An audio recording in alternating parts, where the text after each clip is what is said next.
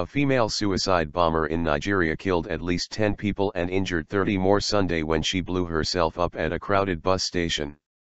The explosion occurred in the northeastern city of Damaturu in Yobe state, with authorities and witnesses saying a girl managed to elude security at a checkpoint before setting off the blast.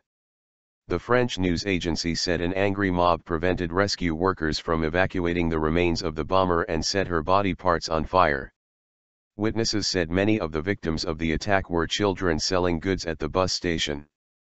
No one claimed responsibility for the attack, but it occurred in a region where Boko Haram, Nigeria's Islamic extremist group, has increasingly used young women to carry out its attacks as it attempts to impose a religion-based control across northern Nigeria.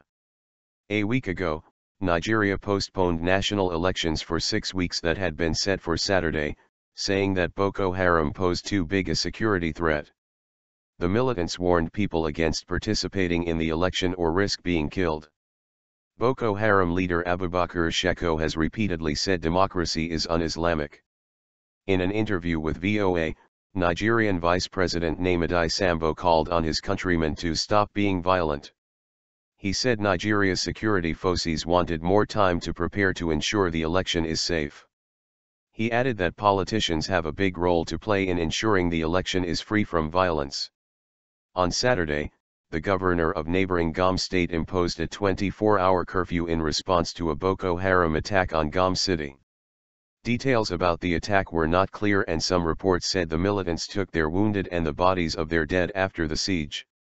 Reports from the area said the militants circulated a letter warning residents not to come out for the upcoming general elections.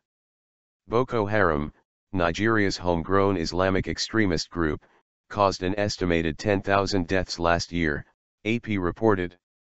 The group's violent campaign is increasingly spilling over into neighbors Cameroon, Chad, and Niger, and those attacks have been seen as a response to those nations joining in a regional military offensive designed to crush the uprising. Nigeria last weekend postponed for 6 weeks a national election that had been set for February 14, citing the security threat from Boko Haram. President Goodluck Jonathan's rival in the election, which has been rescheduled for March 28, former military ruler Muhammadu Buhari, is seen as the tougher of the two on the security issue, having quelled an Islamist uprising in the 1980s. Curfew imposed. On Saturday, the governor of neighboring Gom state imposed a 24-hour curfew in response to a Boko Haram attack on Gom city. Details about the attack were not clear, and some reports said the militants took their wounded and the bodies of their dead after the siege. Reports from the area said the militants circulated a letter warning residents not to come out for the upcoming general elections.